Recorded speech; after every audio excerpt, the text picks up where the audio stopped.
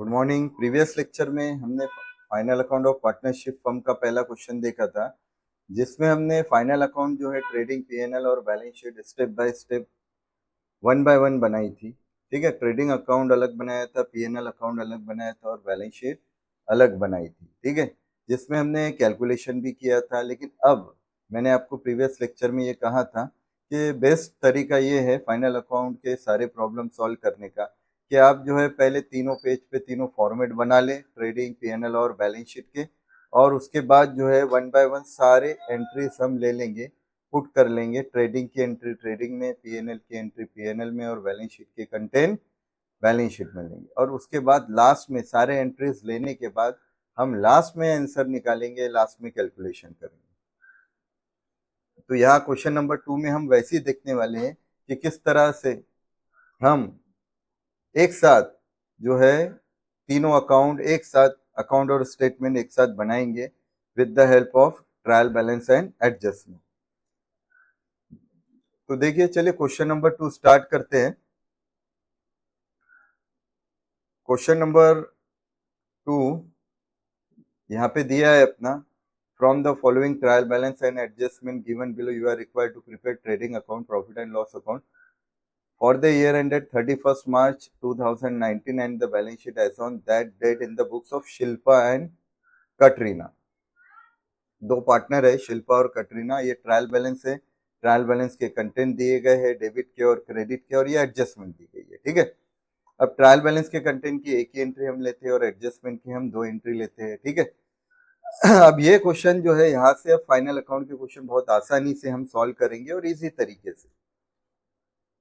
करना क्या है, देखिए फाइनल अकाउंट के जो ज्यादातर दिक्कत स्टूडेंट को आती है, प्रॉब्लम को जो आती है, वो जो है एडजस्टमेंट में आती है। तो आप लोग क्या करें कि पहले हम लोग क्या करने वाले हैं कि सारे के सारे एडजस्टमेंट के ही कंटेंट और एडजस्टमेंट की ट्रीटमेंट पहले ले लेंगे। ठीक है, ताकि बाद में आपको एडजस्टमेंट लेने का टेंशन ही ना है।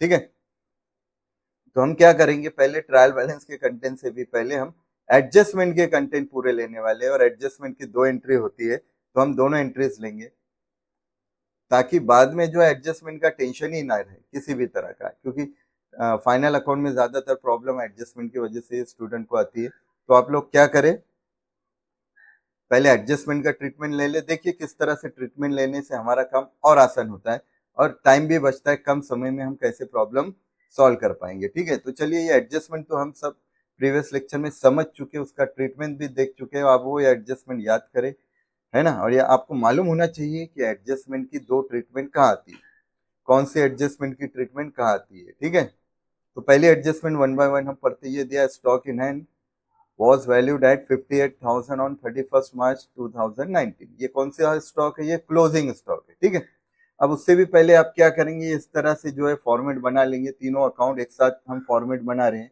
सबसे पहले जो है ये बनेगा, यहाँ पे हम ट्रेडिंग अकाउंट बनाएंगे। क्या हेडिंग देंगे, trading account of Shilpa and Katrina. Bracket में लिखेंगे for the year ended, for the year ended 31st मार्च, क्या दिया है, 2019। ठीक है, ये डेबिट, ये क्रेडिट, ये हो गया ट्रेडिंग अकाउंट। अब इसी तरह आप बनाएंगे profit and loss account. Same heading देंगे, नीचे भी फॉर द ईयर एंडेड आपने लिखना है, जगह का मैं तुम्हें पीएनएल अकाउंट लिख रहा हूँ। अब पीएनएल अकाउंट थोड़ा बड़ा बनता है, इसलिए इसी के नीचे आपको ये भी बनाना है। नीचे जगह नहीं थी इसलिए मैंने ये साइड में बनाया हूँ। और आखिरी में बनेंगी अपनी बैलेंस शीट। और शिल्पा एंड कैटरीना शॉर्टकट में लिख रहा हूँ। अब यहाँ ब्रैकेट में आपको लिखना है एज ऑन, क्योंकि एक ही दिन के लिए बनती है इसलिए एज ऑन आएगा 31st मार्च 2019। ये हो गया। इस तरह आपको हेडिंग दे देनी है और ये पहले जो है तीनों के तीनों फॉर्मेट आपको बना लेनी है, ट्रेडिंग, पीएनएल और बैलेंस शीट। अब ये क्या कैसे बनाना है, एग्जाम में भी आप ऐसा ही करें कि तीनों पेज पे तीनों अकाउंट अपने को बनाने हैं, ट्रेडिंग, पीएनएल, और एक पेज पे आप ट्रेडिंग अकाउंट बनाओ, एक पेज पे पीएनएल बनाओ और एक पेज पे बैलेंस शीट बनाओ। और वन बाय वन कंटेंट जो है, जो ट्रेडिंग का है ट्रेडिंग में, पीएनएल का पीएनएल में, बैलेंस शीट का बैलेंस शीट में। ठीक है, अब देखिए किस तरह हम पहले बैलेंस शीट में जो है हम जो है पहले फाइनल अकाउंट में एडजस्टमेंट की ट्रीटमेंट लेते हैं। क्लोजिंग स्टॉक की सबसे पहले एंट्री जो है T2 में आती है। तो ट्रेडिंग का सबसे आखिरी कंटेंट हम लेंगे बाय क्लोजिंग स्टॉक। कितना दिया है? 58,000। ठीक है, और दूसरी एंट्री इसकी जाती है एसेट साइड में। तो बैलेंस शीट में सबसे आखिरी कंटेंट अपने को लेना है यहाँ पे closing stock. Closing stock direct outer में 58,000। ये हो गया पहली एडजस्टमेंट। दूसरा, आउटस्टैंडिंग एक्सपेंसेस में रॉयल्टी और वेजेस दिया है। आउटस्टैंडिंग खर्चे एक तो रिलेटेड खर्चे में ऐड होते हैं। अब ये जो आप देखेंगे रॉयल्टी है और वेजेस है, तो यहाँ देखिए ये वेजेस और ये रॉयल्टी, तो ये दोनों ही ट्रेडिंग में आते हैं T1 में। ठीक है, सबसे पहला कंटेंट जो आता है इसका ट्रेडिंग का वो आता है ओपनिंग स्टॉक। अपने को सबसे पहला कंटेंट इसका ओपनिंग स्टॉक लेना है। उसके बाद कंटेंट ऊपर नीचे हो गए तो चलेगा, कोई मसला नहीं है। ठीक है, ओपनिंग स्टॉक लिख के आप छोड़ दे।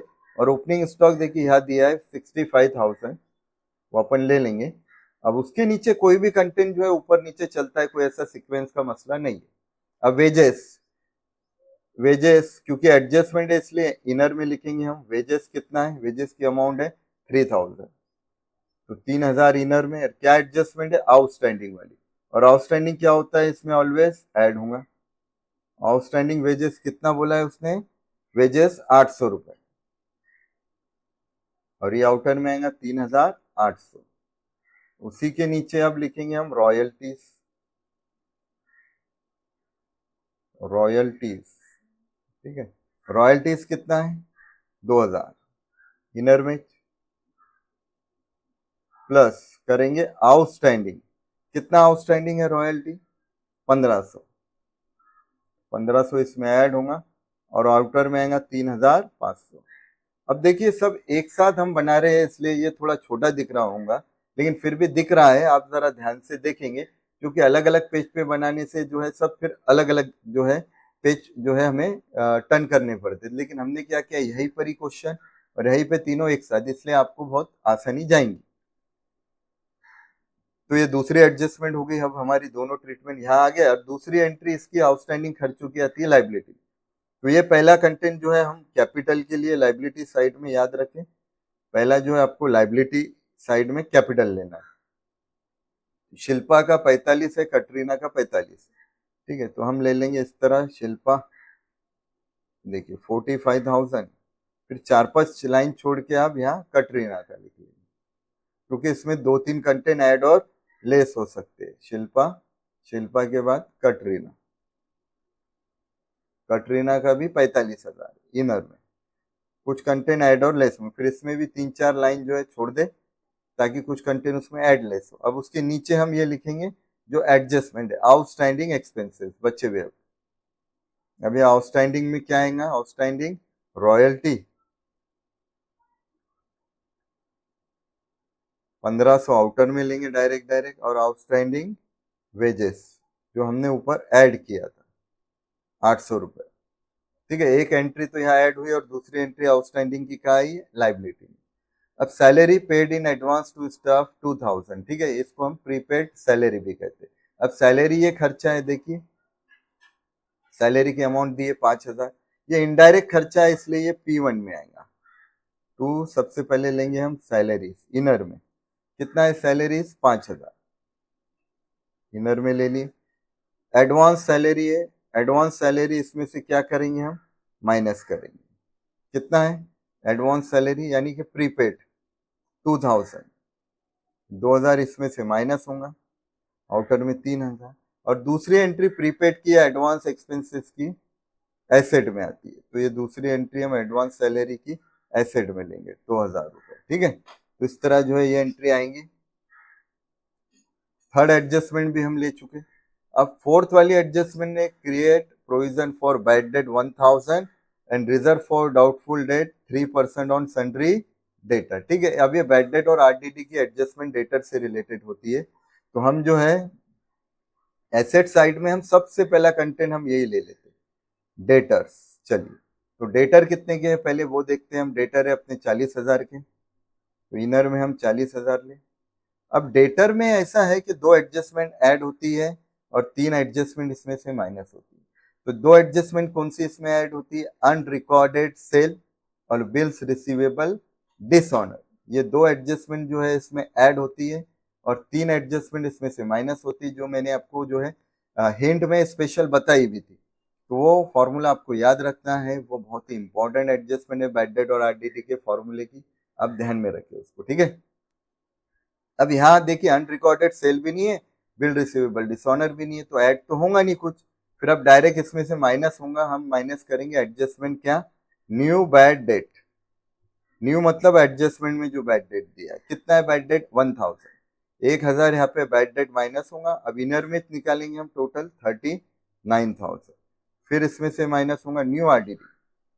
अब आरडीडी की प्रोविजन है 3%, ठीक है। आपको ये याद रखना है हमेशा, ये आरडीडी की प्रोविजन किस पे निकलेंगी? तो सबसे पहले डेटर में 2 कंटेंट प्लस होंगे, unrecorded sale, bill receivable dishonour add होगा और उसमें से फिर ये 3 एडजस्टमेंट माइनस होंगी, new bad debt, new RDD, ठीक है, provision for discount on debtor. अब न्यू बैड डेट माइनस करने के बाद जो अमाउंट आएगा उस पे आपको आरडीडी निकालना है, और आरडीडी फिर माइनस करने के बाद जो कंटेंट आएगा उस पे आपको provision for discount on debtor निकालना है। तो चलिए, अब 3% कितना होगा? देखिए, एक जीरो कम किए तो 10%, एक जीरो और कम किए तो 1%। 1% आता है 390। अब इसका अपने को 3% निकालना है, 3% हो जाएगा 1170। अब इसमें 1170 हम माइनस करेंगे 39,000 में से, ये आ जाएगा हमारा 37,830। ये आ गया अपना 37,830 डेटर का, ठीक है। अब डेटर वाली एडजस्टमेंट तो हो गई। अब ये न्यू बैड डेट और आरडीडी की दूसरी ट्रीटमेंट अब P1 में हम लेंगे। तो पूरा फॉर्मूला अब हम लिखने वाले बैड डेट का। तो पहले लेंगे हम ओल्ड बैड डेट। अगर ओल्ड बैड डेट है तो ओल्ड बैड डेट लेंगे, ठीक है। ओल्ड बैड डेट है क्या, यहाँ देखते हैं। हाँ, ये देखिए बैड डेट, ट्रायल बैलेंस में जो बैड डेट दिया है वो ओल्ड बैड डेट कहलाता है, 400। इसमें ऐड करेंगे हम न्यू बैड डेट। न्यू मतलब एज पर एडजस्टमेंट। अब हमको ज्यादा दिमाग लगाने की जरूरत, ये यहाँ जो अमाउंट है ना, वो एज इट इज फटाफट यहाँ ले लेना है अपने को, प्लस न्यू आरडीडी 3%, वो भी हम निकाल चुके, कितना है? 1170। अब ये तीनों की टोटल हम इनर में निकालेंगे, ये आएगा अपना 2570, ठीक है। अब इसमें से माइनस होता है ओल्ड आरडीटी, जो ट्रायल बैलेंस के क्रेडिट में रहता है, दिया है, वो हम इसमें से माइनस कर देंगे। ओल्ड आरडीटी कितना माइनस होगा इसमें से? 1000। अब 1000 माइनस करने के बाद ये आएगा 1570। 1570 ये आउटर में निकालेंगे, ठीक है। तो इस तरह क्या किया हमने, देखिए कितने आसानी से हम पहले एडजस्टमेंट के कंटेंट और वो ट्रीटमेंट ले ले रहे, ताकि बाद में ये टेंशन ही ना रहे। अब बची है अपनी आखिरी adjustment, depreciate land and building 5%, furniture 10%, बस अब दो ही बचा है, ठीक है। अब डिप्रिसिएशन ये खर्चा है और दूसरा है एसेट में से माइनस भी होता है। तो सबसे पहले तो किस पे है, ये हमको देखना है, डेप्रिशिएट लैंड एंड बिल्डिंग 5%। तो लैंड एंड बिल्डिंग पे, ये लैंड एंड बिल्डिंग है, तो लैंड एंड बिल्डिंग हम एसेट में ले लेते पहले। Land and building, land and building की अमाउंट है 37,800। इसमें से लेस करेंगे हम डेप्रिसिएशन 5% एट द रेट 5%, ठीक है। अब लैंड एंड बिल्डिंग 37,800 का 5% निकालोगे आप 1890, शायद 10% 13780। अब उसका भी आधा आ जाएगा 36, 1836, ठीक है, 1890, 1890, ठीक है। 1890 माइनस करके आउटर में आएगा ये 35,000, कितना आएगा? 910। 35,910। कैलकुलेशन आप करते रहें, कैलकुलेशन थोड़ा जो है गड़बड़, मैं जो है जल्दी जल्दी कर रहा हूँ इसलिए थोड़ा गलत भी हो सकता है, इसलिए आप ध्यान दें कैलकुलेशन पे, ठीक है। लैंड एंड बिल्डिंग के बाद है फर्नीचर वाला कंटेंट, तो यहाँ हम लेंगे फर्नीचर। फर्नीचर की वैल्यू कितनी है, उसी के नीचे फर्नीचर है, 17,250। अब इसमें से भी माइनस होगा depreciation. Depreciation at the rate 10% है, सीधा सीधा तो ये 1725 और डिप्रीज जो माइनस वाले कंटेंट है वो ब्रैकेट में लेने की 1725 ठीक है। 1725 माइनस करके आउटर में आएगा 15,525 ठीक है। ये आ गया अपना डेप्रिसिएशन। अब ये तो एसेट में से माइनस हुआ। अब इसकी दूसरी एंट्री आएंगी P1 में, क्या नाम से, टू डेप्रिसिएशन। देखिए इस तरह लिखना है, on land and building on furniture. अब लैंड एंड बिल्डिंग पे हमने निकाल लिए 1890, या इनर में लेंगे, और इसका निकाले हैं 1725। अब ये दोनों की टोटल आउटर में आएंगी 3615 ठीक है। अब ये जो है हमने एडजस्टमेंट वाले कंटेंट तो अब ले लिए पूरे के पूरे, ठीक है। अब जो बच गए हैं वन बाय वन वो कंटेंट अब अपने को ट्रेडिंग, पीएनएल और बैलेंस शीट में लेना है। तो आप देखेंगे कि बहुत से कंटेंट तो ऑलरेडी हम ले चुके हैं, एडजस्टमेंट में आए हुए हैं। अब जो बच गए कंटेंट, वो बचे हुए कंटेंट अपने को अब वन बाय वन लेना है। अब एक एक से हम कंटेंट पढ़ेंगे और वो कंटेंट अब हमको टिक करने का टेंशन ही नहीं है कि कौन सा ट्रेडिंग, कौन सा पीएनएल, कौन सा बैलेंस शीट। जो कंटेंट है जहां जाता है वहां उसकी एंट्री अपने को लेनी है। अब एडजस्टमेंट का भी टेंशन नहीं है कि उसको इनर में लो, एडजस्टमेंट प्लस माइनस करो, डायरेक्ट अपने को आउटर में लेना है। तो देखिए अब one by one trial balance के पहले डेबिट के कंटेंट, लैंड एंड बिल्डिंग हो गया, अपना फर्नीचर हो गया, डेटर भी हो गया, स्टॉक हो गया, बैड डेट हो गया। बचा है प्रिंटिंग और स्टेशनरी। प्रिंटिंग स्टेशनरी इनडायरेक्ट खर्चा है, ये जो है यहाँ आएगा टू प्रिंटिंग एंड स्टेशनरी। अब डायरेक्ट आउटर में आएंगे कंटेंट, कोई एडजस्टमेंट का टेंशन ही नहीं रहेगा अपने को। 4000 ठीक है। प्रिंटिंग स्टेशनरी भी हो गई, वेजेस सैलरी भी। कैरेज इनवर्ड 4000, ये डायरेक्ट खर्चा है कैरेज इनवर्ड, इसलिए ये ट्रेडिंग में आएगा। कैरेज इनवर्ड कितना आएगा, कैरेज इनवर्ड 4000। जो होते जाते वो अपन टिक करते भी जाते। अब सेल रिटर्न क्या होगा, सेल में से माइनस। T2 में सबसे पहला कंटेंट याद से अपने को लेना है सेल। तो ये देखिए सेल है 1,20,000, इनर में लेंगे और 1,20,000 में से माइनस करेंगे सेल्स रिटर्न। सेल रिटर्न कितना है, 2,000।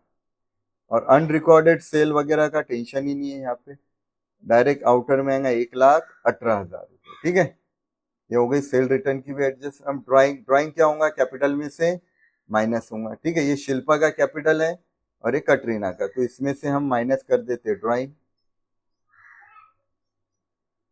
इसका ड्राइंग है 2000, माइनस है इसलिए ब्रैकेट में लिखेंगे। और इसका ड्राइंग है कटरीना का 3000, ठीक है। तो ड्राइंग की भी एंट्री कर ली। अब डिस्काउंट डेबिट में दिया है, डेबिट का डिस्काउंट डेबिट में P1 में आएगा टू डिस्काउंट 2030, ठीक है। ये पीएनएल ही है, पीएनएल का फॉर्मेट आपको पूरा बड़ा बनाना है क्योंकि यहाँ जगह नहीं है, इसलिए इसके साइड में मैंने इधर बना लिया। ये पूरा पीएनएल है अपना। तो डिस्काउंट हो गया। एडवांस गिवन टू शाहरुख, अगर हम किसी को एडवांस दे रहे वो अपनी एसेट है डायरेक्ट, तो ये डायरेक्ट एसेट में है। एडवांस गिवन टू शाहरुख, ठीक है। अब यहाँ जो है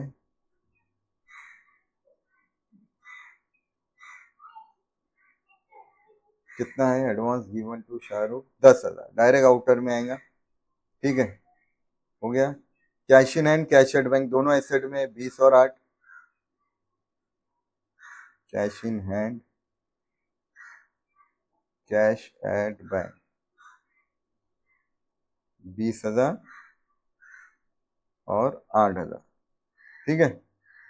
अब इंटरेस्ट, डेबिट का डेबिट में, क्रेडिट का क्रेडिट में। इंटरेस्ट और कमीशन ये खर्चा है, ये डेबिट में आएगा इधर टू इंटरेस्ट। कितना इंटरेस्ट, 1,000 टू कमीशन 2,000। रॉयल्टी हो गया। अब परचेज बचा है 50,000, ठीक है। यहाँ पे अपन लेंगे परचेज अब परचेस रिटर्न है क्या वो भी हम देख ले, क्योंकि परचेस में से परचेस रिटर्न माइनस होगा तो इनर मिलेंगे परचेस। तो परचेस 50,000 ये इनर में आएगा, लेस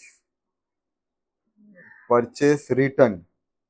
परचेस रिटर्न यहाँ है 1480, 1480। अनरिकॉर्डेड परचेस का यहाँ टेंशन नहीं है, 48,520, 48,520 आएगा आउटर में, ठीक है। तो ये परचेस भी अपन ले चुके हैं, यानी डेबिट के सारे कंटेंट हम ले चुके हैं। अब क्रेडिट में देखो, कैपिटल भी हो चुका है अपना, यहाँ कैपिटल ले लिए दोनों का। अब बिल्स पेबल, ठीक है। अब इसके नीचे हम लेंगे एक एक करके liability. Bills payable, bills payable कितना है 17,500, आउटर में आएगा डायरेक्ट, कोई एडजस्टमेंट नहीं है। बैंक ओवरड्राफ्ट 10,000, उसी के नीचे लिख लेंगे अपन। बैंक ओडी, चलो 10,000। बैंक ओडी के बाद सन्ड्री क्रेडिट, बैंक ओडी हो गया परचेज, सन्ड्री क्रेडिटर 22,000, ठीक है। तो यहां ले लेते हैं सन्ड्री क्रेडिटर।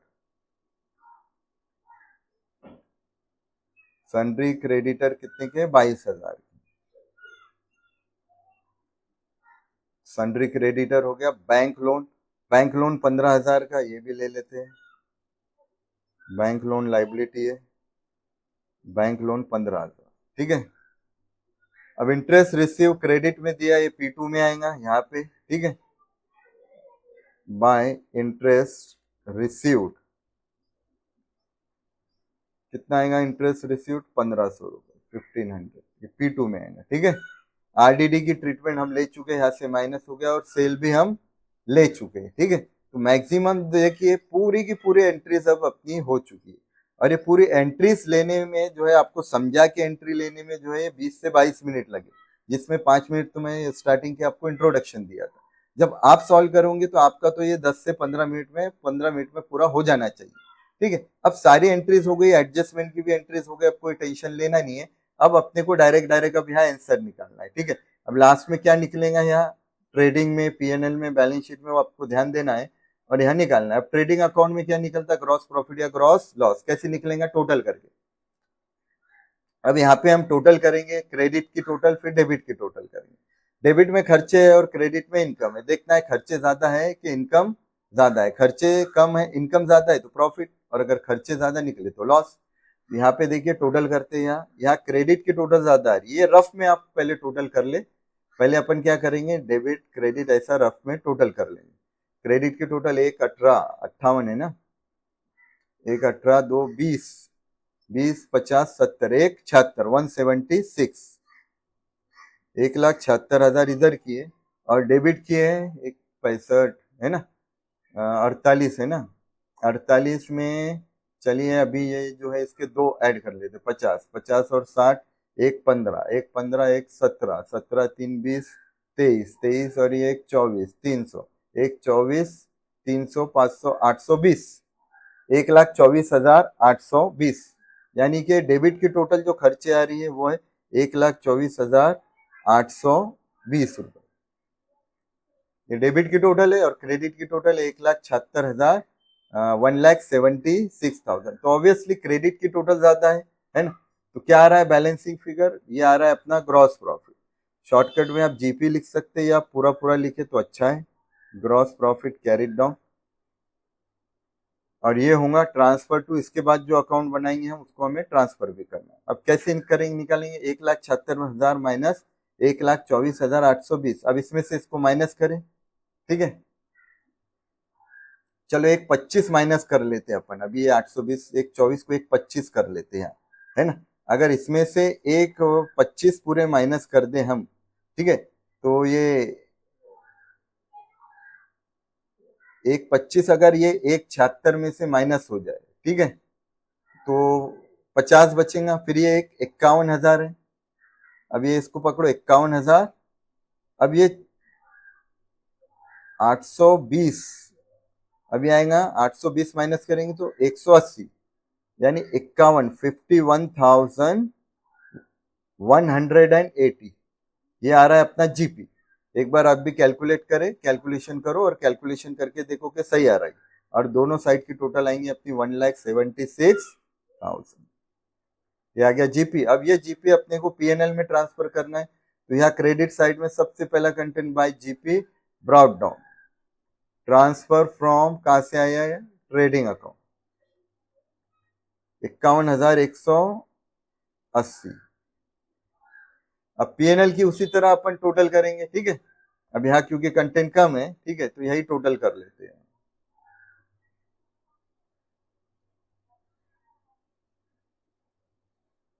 इधर इधर भी क्रेडिट की टोटल ज्यादा दिख रही है, डेबिट की कम दिख रही है। 51 एक 52,680, 52,680, 52,680, ठीक है। अब डेबिट में 2 1 3 2 5 5 4 9 10 12 1 13 3 16 16 16,000 एक 17,215। इधर की आ रही है 17,215, 17,215, और इधर की है 52,680। तो इसका मतलब यहाँ पे जो बैलेंसिंग फिगर आ रहा है वो आ रहा है अपना नेट प्रॉफिट, ठीक है। तो अब एक लाइन छोड़ के या फिर वहीं पे आप लिख सकते to net profit carried down transfer to capital account, ये कैपिटल अकाउंट में जाएगा, ठीक है। अब कैपिटल अकाउंट तो हम बना नहीं रहे हैं यहाँ, कैपिटल अकाउंट नहीं बना रहे तो फिर हम क्या करेंगे, अब हम वहीं पे एडजस्ट करेंगे, ठीक है। अब पहले हम ले लेते हैं टोटल 52,680, थोड़ा और नीचे लेते क्योंकि अब पार्टनर में भी डिस्ट्रीब्यूट होगा ना, 52,680। हाँ, इसको यहाँ से इरेज कर, अब ये 52,680 में से 17,215 माइनस करेंगे, तो ये आएगा अपना 35,465। अब माइनस करके देखे, ये आएगा अपना 35,465, ठीक है। अब ये पार्टनर में डिस्ट्रीब्यूट होगा, ठीक है।